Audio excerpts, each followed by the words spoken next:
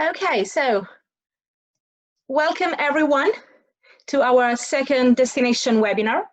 We had great feedback on our Puglia one, and we're very happy to know that you all found it useful, even if you couldn't join us live. But many of you have downloaded or actually have seen the recording, and I mean, this is the aim. We want to be able to give you information that you may, of countries that you may not know about, region that you may not know, insights, and all those sorts of information that sometimes you don't have time to learn for yourself unless you have been in the place. It's not just about learning something new. I think these days it's also important to be able to dream of something positive and start looking at all those places that we'll want to visit when all these will be over. And Italy has so much to offer that there's just so much to talk about. So this week we're going to Umbria, and we have our special guest, which is Carlotta Carabba, which is the owner of the wonderful Tenuta di Murlo. I've known Carlotta now for probably over 10 years. And I remember the day when I first met her and I immediately fell in love with her property. We were having lunch in the lovely San Savino that you will see later. And I think, the estate is amazing, and they have all of these properties that you can rent on a private basis. And considering all the social distancing and all the new requirement that will be in place for travels, we thought that probably introduce you to a very, very beautiful rental market, villa rental market property was a good idea. I mean, it's a solution that will be probably suitable for many travelers that don't want to go in an hotel. So that's the reason why today we're bringing you to Murlo. But let's start, as usual, with our, sorry, this is going too far, with our 5 W's. So the why, where, what, when, and who of Umbria. Let's get started. So why Umbria? Unlike its neighbor Tuscany, Umbria is still relatively untouched by mass tourism. It's wooded, unspoiled, and steeped in history. And this province has some of the country's finest art and music, as well as stunning medieval hilltop towns. Here you can come across a painting by Giotto or Beato Angelico in a little country church that hardly anyone knows about it. And this is the beauty of the region.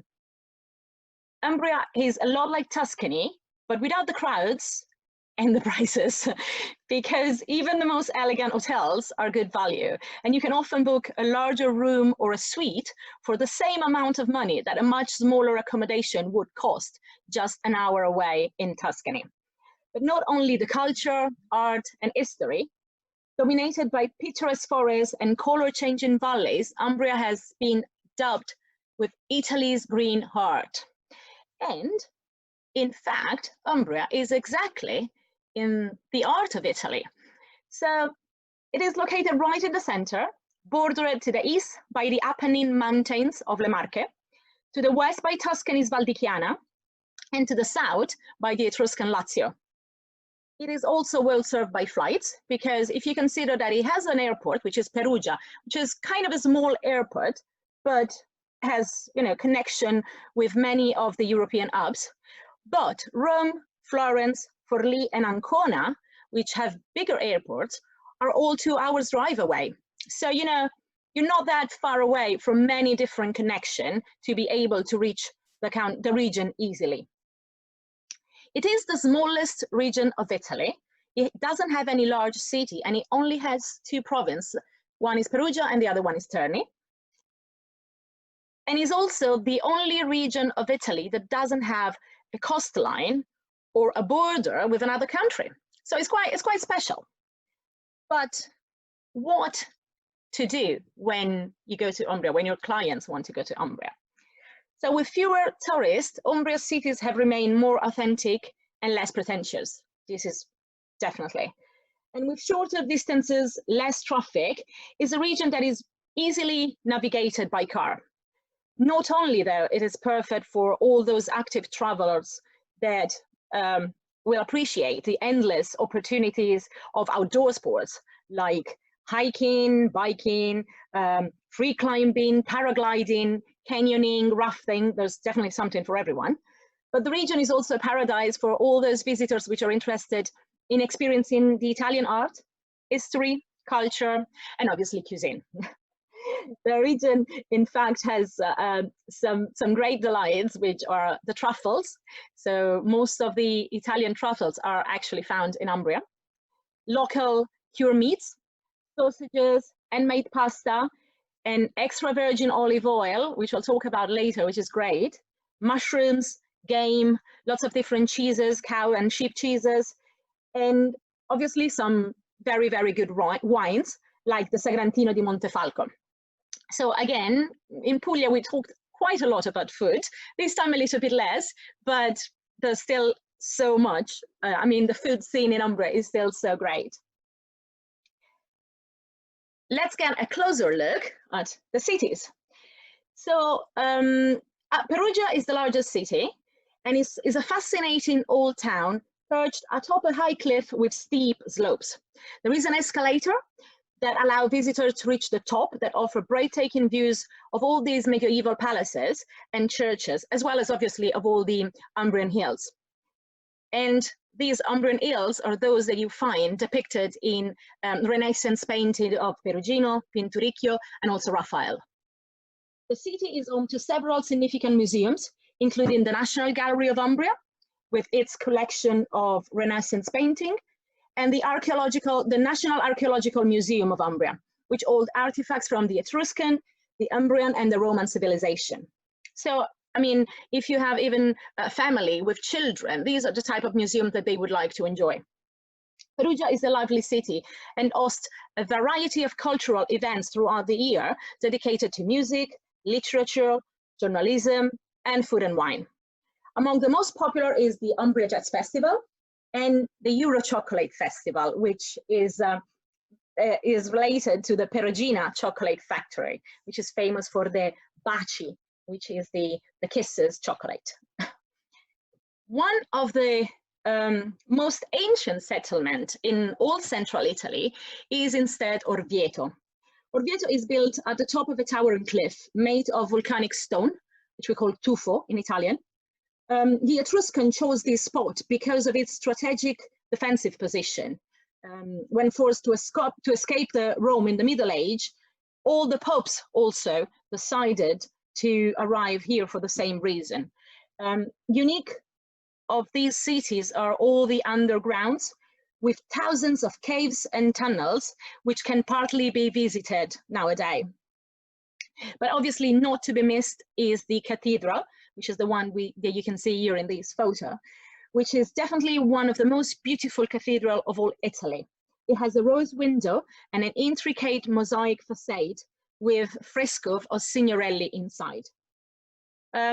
When you stroll around the maze of narrow streets of Orvieto, you will be charmed by all the handicraft workshops, art galleries, food market, wine bar, and lots of family-owned restaurants which offer local cuisine, and the Orvieto Classico, which is the region's most renowned wine.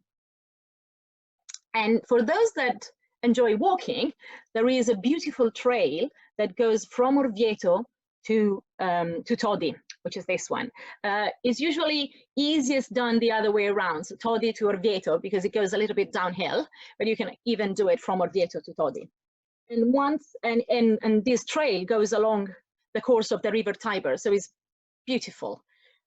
Once you reach Todi, every corner here is spectacular, from the main square to the stunning Duomo and the main piazza, which is called Piazza Giuseppe Garibaldi, which has panoramic vistas across the valley. So whenever you walk up the steep roads to the square, you can easily see, you can easily understand why painters and poets and friars were so inspired by this area. But after a bit of sightseeing, we usually recommend taking a break at a good wine bar. There's plenty in town. Sip a glass of Umbrian red wine, and maybe pair it with some local antipasti like cured ham, fresh tomatoes, pecorino cheese, and obviously the truffles. So you always try to end up the day with a lovely meal in town. But let's move on to Spoleto, which is one of my favorites. Here visitors can enjoy, really the slow pace of life. And this is a small enchanting town which is surrounded by ancient walls, as you can see. And dominating the city is this imposing 14th century fortress, which was built at the top of the hill.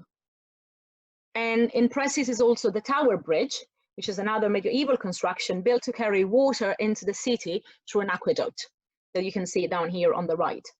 Spoleto is famous, I mean, it's very famous in Italy, but also worldwide for its festival of two words. So the Festival dei Due Mondi, also called just Spoleto Festival, which offers a great mix of classical music, opera, theater, ballet, but also art exhibition. So there's always something going on, and it's such a lovely setting.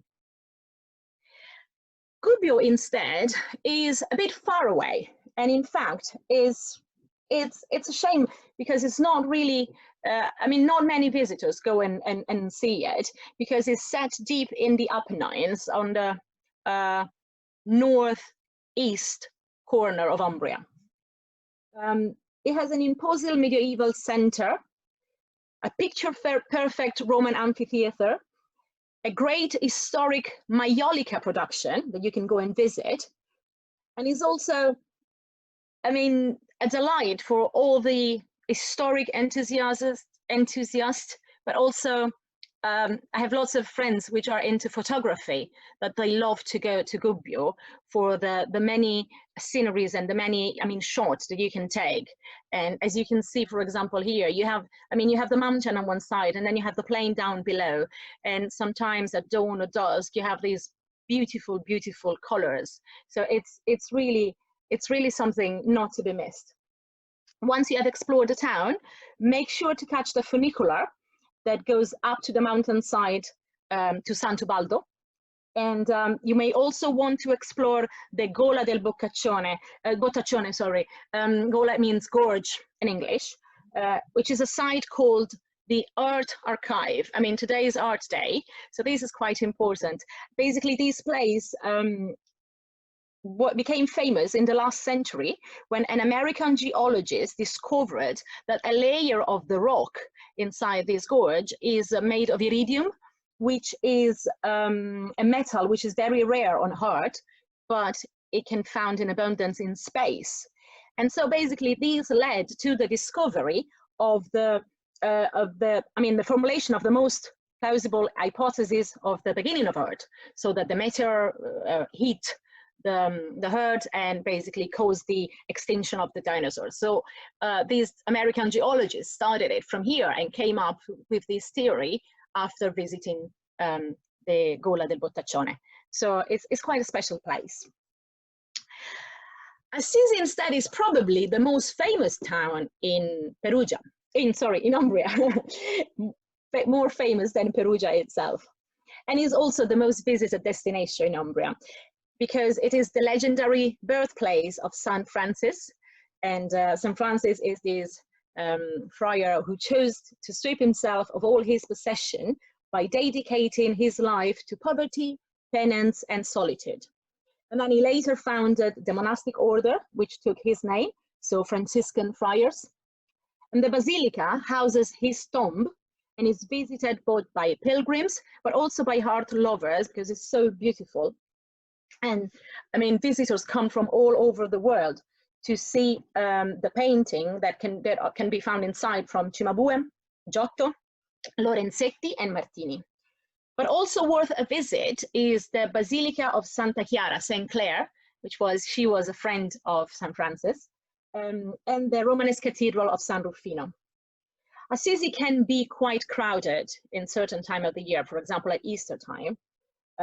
So you need to plan it carefully when to go and visit it.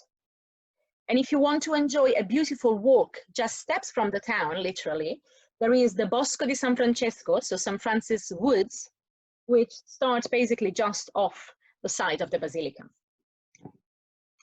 Let's leave the towns for a minute and go to Lake Trasimeno. So Lake Trasimeno, which is in northern Umbria on the border with Tuscany, is a true natural paradise. It's the fourth largest lake in Italy and offers breathtaking landscape and old stone villages. There are water sports for all kinds of fun, and big events celebrating ancient tradition, music, and great shows. The lake was a favorite of Lord Byron, but also of many other poets and artists that found it so inspiring. Here from Passignano sul Trasimeno to Castiglione del Lago goes the Colli del Trasimeno wine route, which is beautiful, done, for example, by bike. And you can stop here and there to try fish and red wine, which is kind of an unexpected combination, but yet delightful. But now let's explore some of the smallest villages in Umbria, starting with two jewels, which are Bevagna and Montefalco. Sometimes you don't even find these two villages in bigger guides, because for quite a long time they've been a bit overlooked, but they are actually so beautiful. Bevagna has a number of lovely Romanesque churches, a Roman mosaic, a lovely piazza, and tons of excellent casual trattorias. So you just go there, have a walk, enjoy a lovely afternoon, and spend your time just enjoying, the slow pace of these places. While in Montefalco is perched high above the Umbrian plain. It's beautiful, done by a hot air balloon, and has one of the most dramatic views of the region. And surprisingly, it has a beautiful museum, which is the Museum of St. Francis, which is basically located in the former Church of St. Francis. With inside, you can find important works for Benozzo Gozzoli and also the Perugino. A good rule of Umbria is the smaller the font on the map, the more likely that you are in for a lovely surprise when you visit the village. So this is something that I found usually quite true. And in fact, is true also for these next two villages, which are Spello and Norcia. So nestled in the foothills of Mount Subasio is the walled town of Spello, which is again rich in winding medieval streets and age-old churches. We usually recommend a visit in Spello in the summertime, because during this period, all the streets and the homes come alive with vibrant floral displays planted by the locals. So it's so beautiful. It's like walking inside a nursery, for example, with all these flowers and all these colors and scents.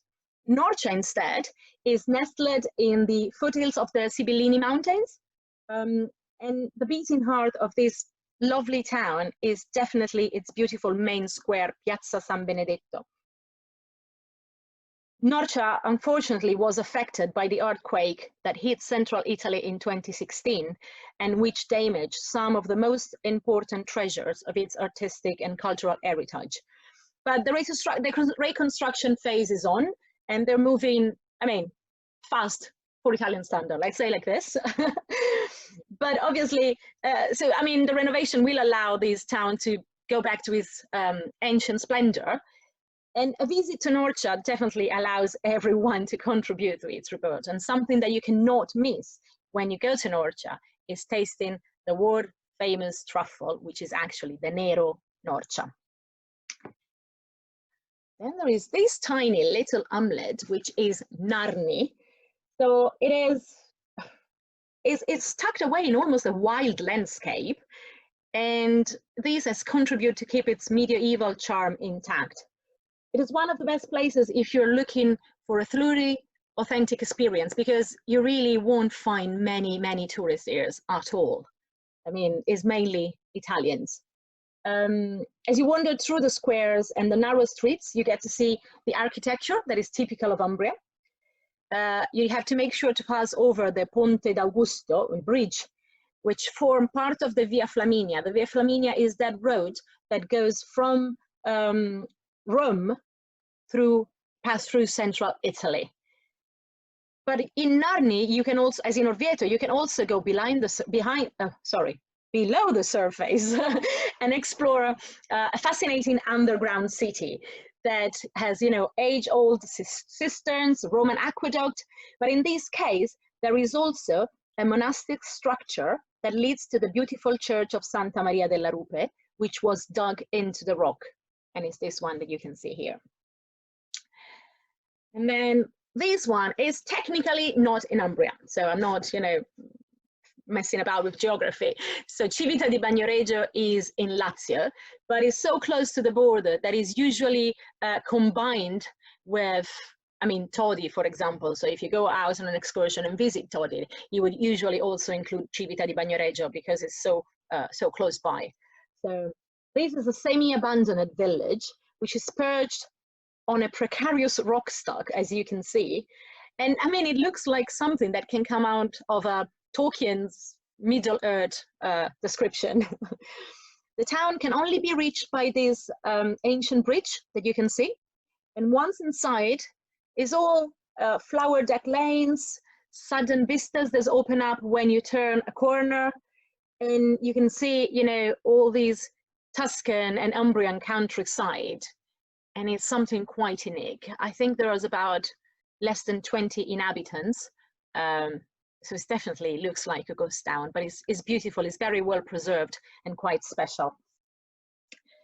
Let's go out of the village for a little bit and see the countryside and nature. Because Umbria is really rich in natural wonders, like this one, which are the Mount Sibillini National Parks, which are, I mean, amongst the most beautiful mounts and national parks in Italy. This place was once believed to be owned by witches and sorcerers. So there are some names which are quite strange and quite unusual. Tourism infrastructure is quite low-key because, again, it's one of those authentic places where you won't find any mass tourism. But you don't have to travel far to find a lovely osteria, which is serving, you know, the local delicacies like the wild boar and the lentils. The more active can also go on a hike to the cave of Sibyl or to the Gola dell'Infernaccio, which is the Hell's Gorge, looking out for wolf tracks and golden eagles. And in the summer, as you can see in this photo, the plains which surround the medieval hill town of Castelluccio, which is the one on the left, are a carpet of wild flowers, which is beautiful. I mean, again, it's really Instagrammable, I would say. There is also a little lake, which is called Lake Fiastra, which is perfect if you want to do some wild swimming. Oh, sorry, too far. And then the Marmore waterfalls. So among the highest in Europe, these waterfalls were created by the Romans in 271 before Christ. Can you believe that? And they built them to drain the swamps above the river, the River Nera. It was quite an engineering achievement for that age, and now it has become one of the most spectacular natural attractions of Umbria. Here there are 5 different trails with different views of the falls and different levels of difficulties, but you can also enjoy rafting. I've done it a long time ago, but I've done it, and canyoning in the Nera River. As in any parts of Italy, as we said, Umbria has a food scene which is rustic, authentic, and mainly seasonal.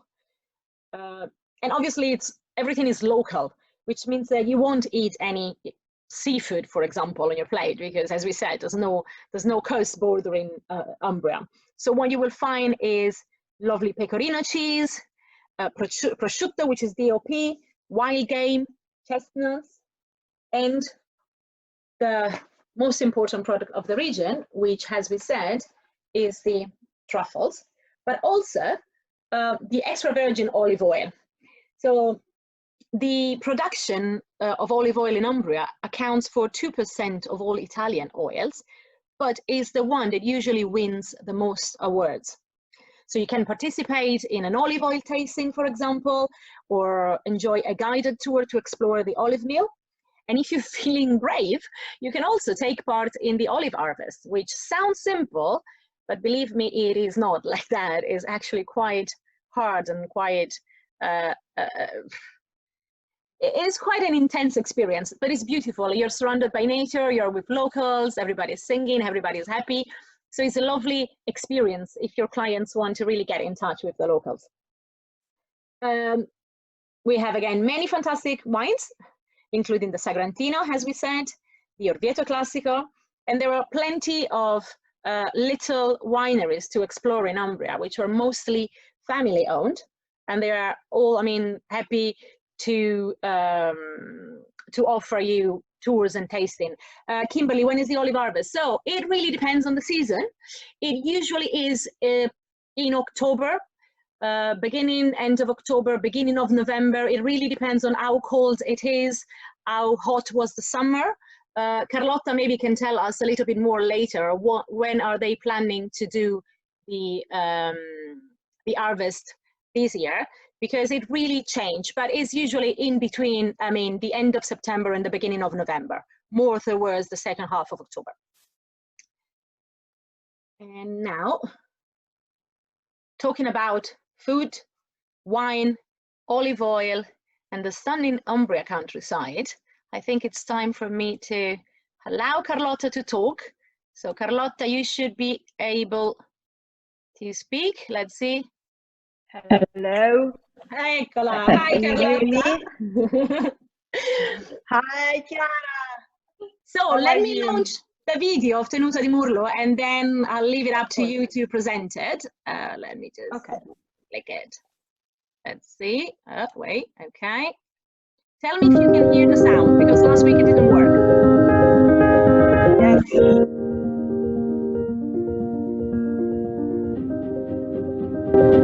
the images are not running by.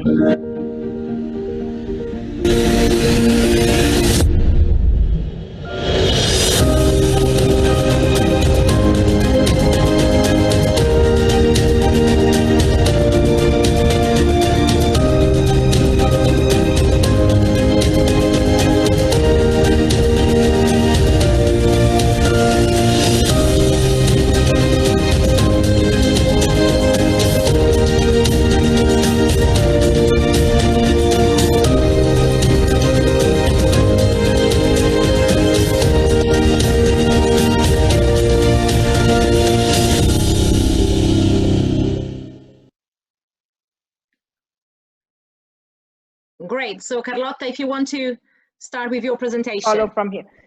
Yes. So the video, we saw some of the images, not all the video, unfortunately, but anyway. So hi, everybody. I'm Carlotta, and I'm the owner of Tenuta di Murlo, which is one of the biggest private country estates in central Umbria, and I would say maybe also in Italy. We are located in central Umbria, and this estate has been owned by my family since generations.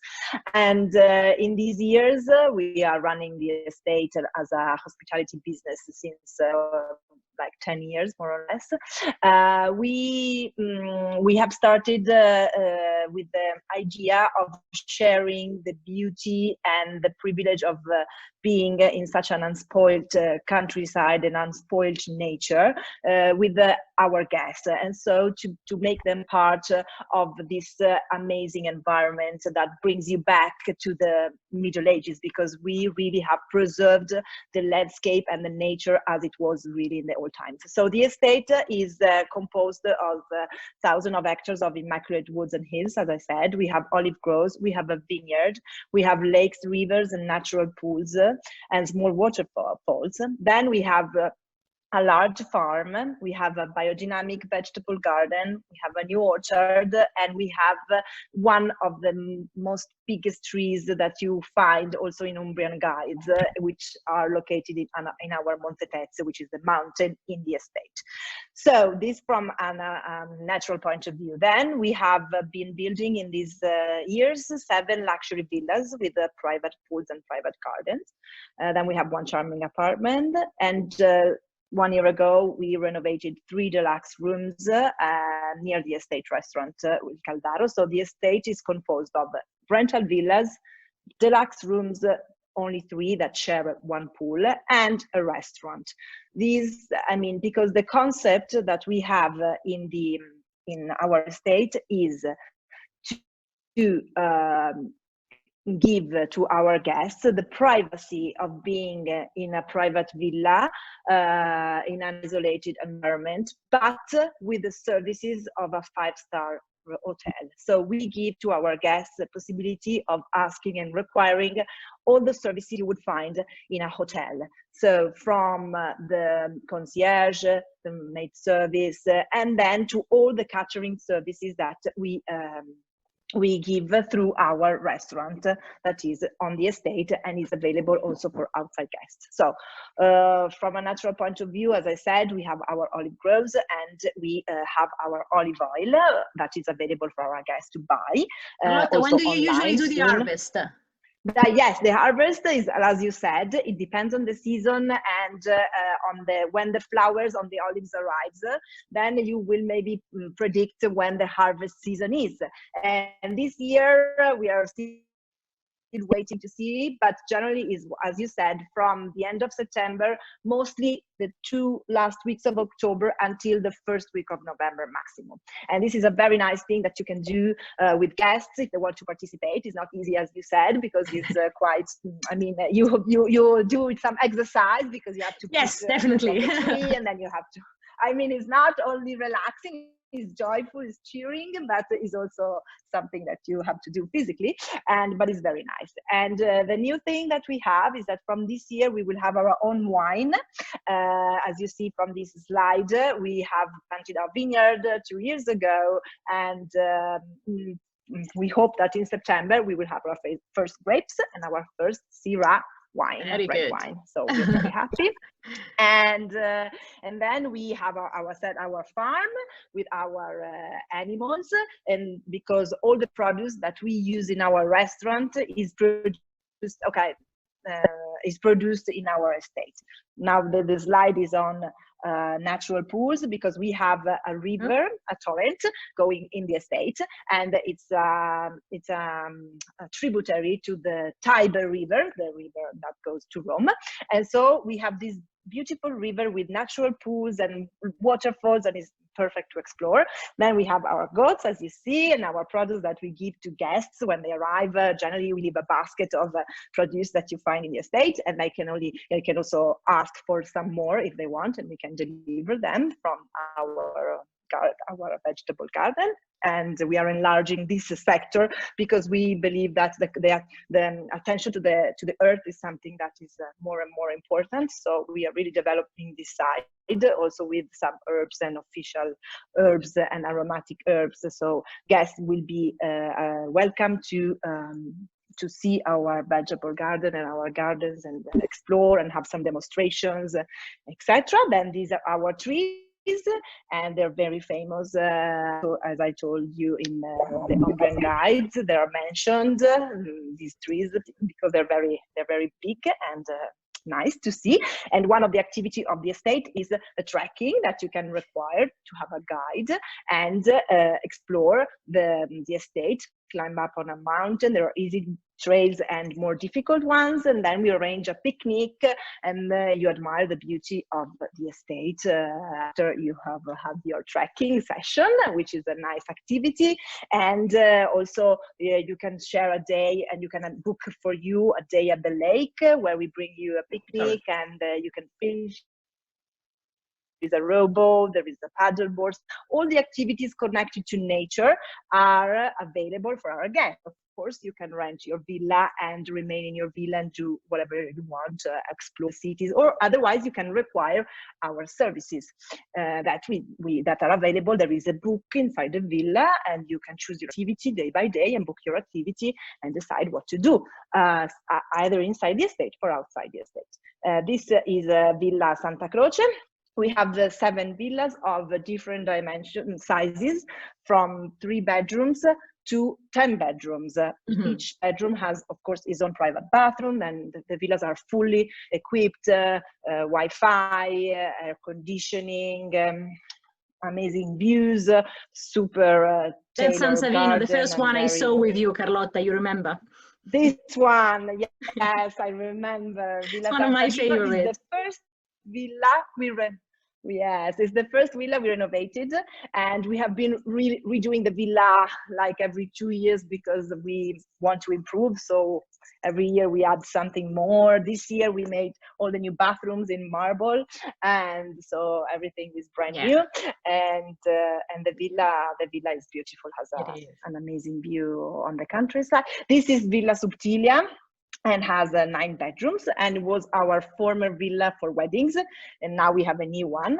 This is for big groups, and has a beautiful view on the golf course, because next to the estate there is the Antoniola golf course, where guests have a 20% discount to play, and they can easily access the golf course, its restaurant, and its pro shop. This is Villa Penna, one of the latest additions of the estate, maybe one of the most refined villas for 8 people, with a pool cottage and amazing views, and it's really lovely villa. And this is Villa Castiglione Golino, our even later addition. So these 2 villas are the newest ones, and it has 10 bedrooms, and the church where you can find some frescoes dating of the 12th century, of the scuola, of the scholarship of the Cimabue. So it's the same artistic school from Assisi, the same who painted the Basilica di Assisi.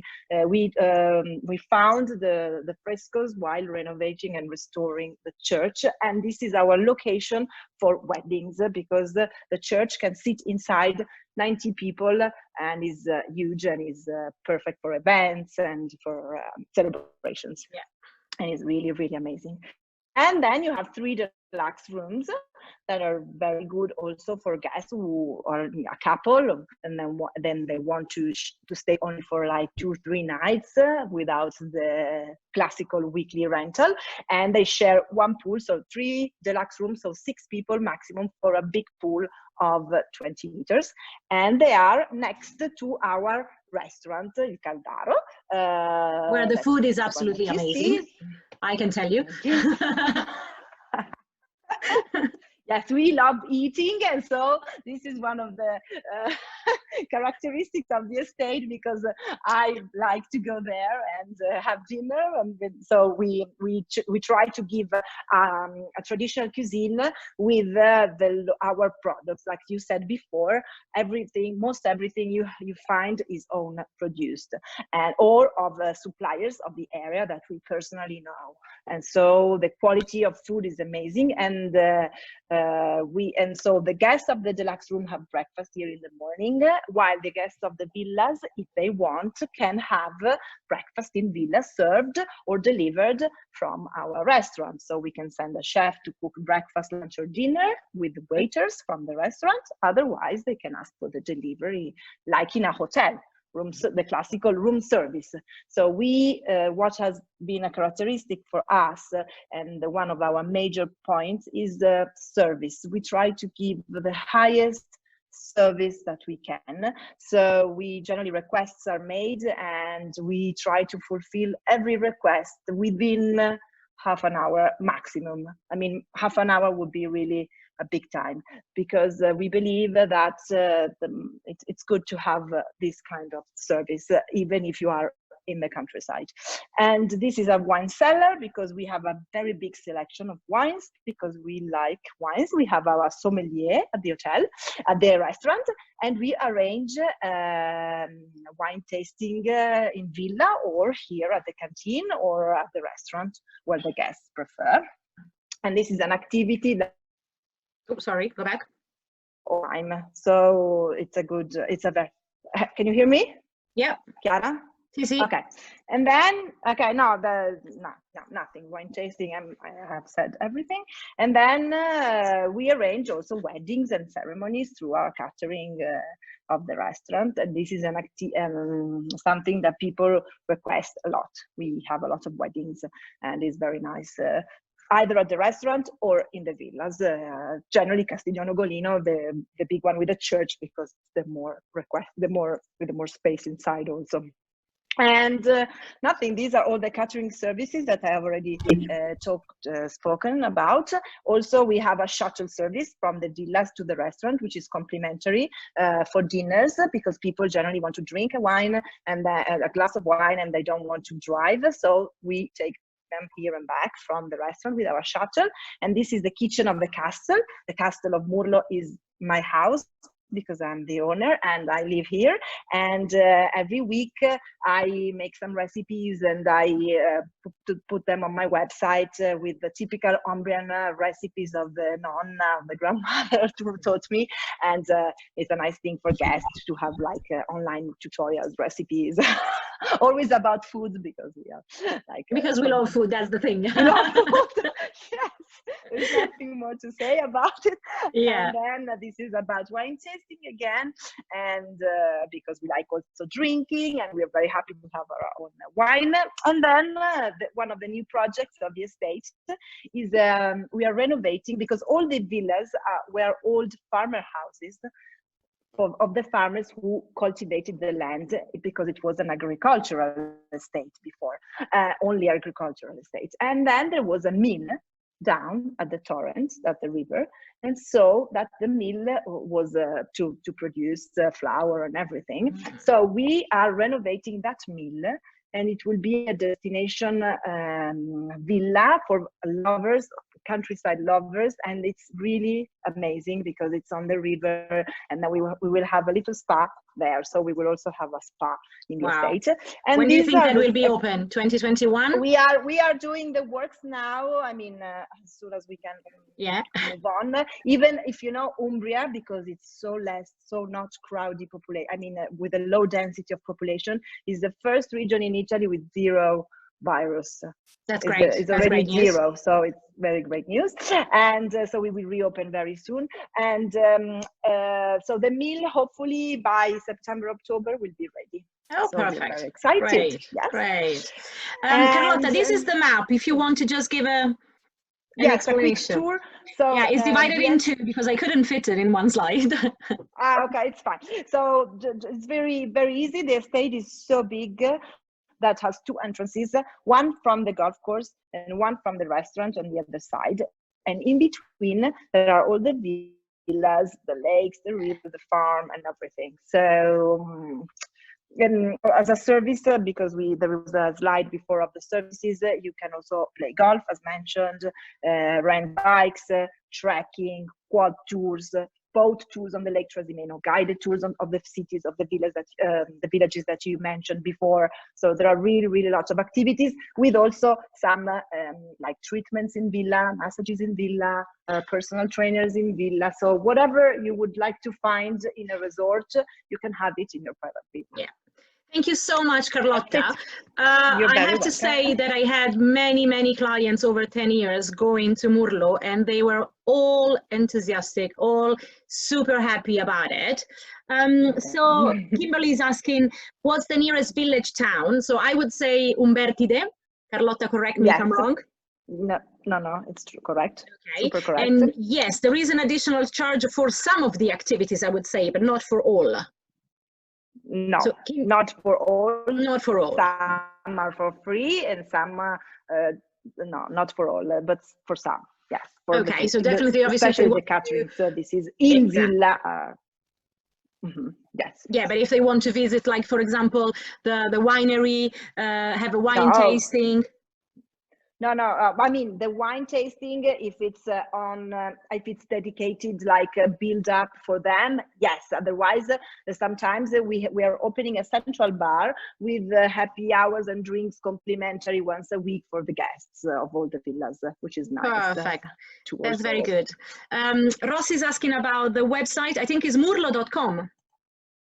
Murlo.com. Yes, let me just Murlo, and so you are. Yeah. Perfect. Thank you very, very much, Carlotta. Thank you, Chiara. Thank you for having me today. It was very nice. It was a pleasure. Okay, so let's just finish our presentation today talking about when is the right time to go to Umbria. So choosing the month to visit Umbria, it really depends on what your clients are looking for from this trip. So the countryside is at its best in spring, with plenty of flowers and blessed with a weather that is already balmy. This obviously is less true for the mountains in the east, where the Monti Sibillini can still have some, some snow in the spring. But if you want to wait until early June, then you can go hiking on the Mount Sibillini and see all those beautiful wildflowers that I showed you before. September and October are definitely good months for both the towns and the countryside. As we said, in the countryside, there's plenty of activities related to the harvest, to the olive groves, to the olive harvest and to the wine harvest. Plus there's the truffle and truffle hunting activities. But also in October is Euro Chocolate, so the chocolate festival, and the most famous truffle fairs are usually in October and November, while the Umbria Jazz Festival is in the summer, is in July, which is obviously July and August are the hottest months. The weather is a little bit like Tuscany, I would say. If your clients are willing to travel off season, then it's not not a bad idea to travel, for example, if you just want to visit the towns, because even January and February are quite dry months, and considering the amount of activities that you have to do indoor, if you're not looking to just sit outside and relax in the sun, then maybe that's a good time to go. But who is Umbria for? So is a destination which is suitable for many types of travelers. Probably, I wouldn't say families with very, very young kids if they want to relax by a beach and do nothing, because as we said, there's no coast, and the beaches on the lake are not exactly for babies and infants. But I mean, from toddlers on, or even family with baby that just want to explore, want to enjoy this beautiful countryside, then it's perfect. And I mean, there's so much activities, indoor and outdoor, that you will definitely find something to keep everyone entertained. And now let's finish with our 5 top tips to sell Umbria.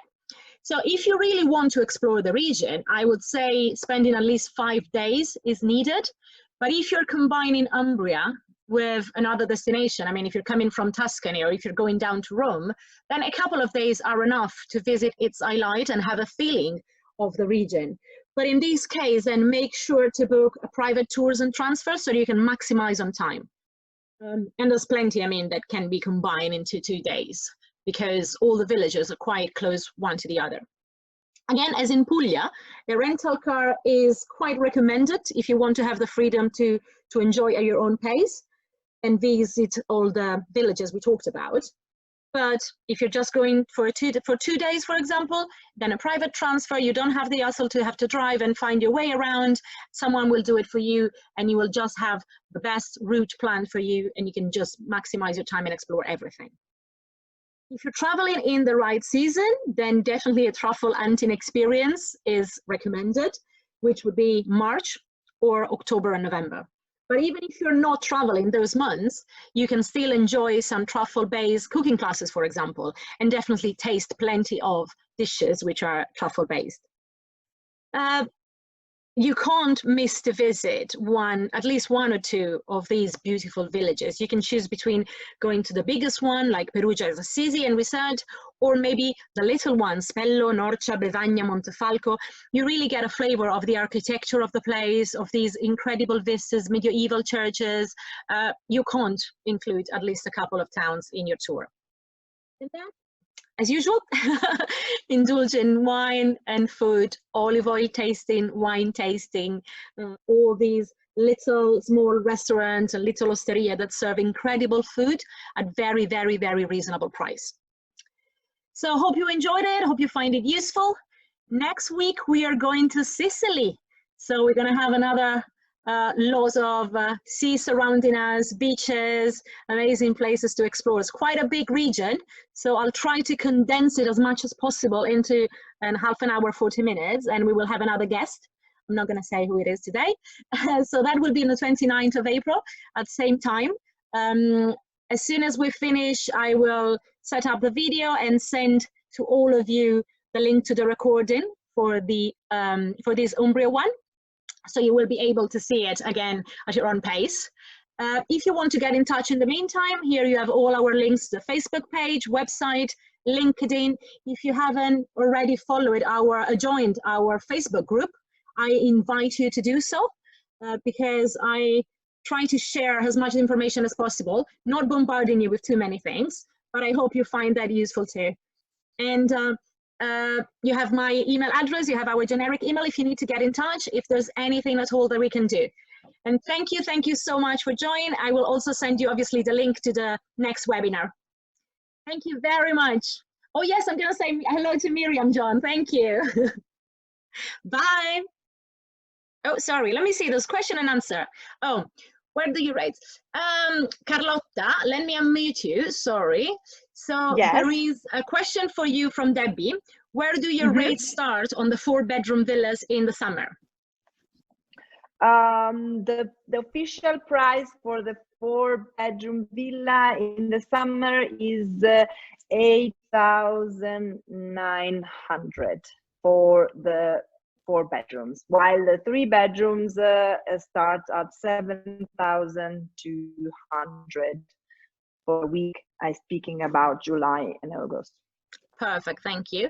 And then there is a question about Susan. So where do we feel that Italy will be open to tourism? That's a good question.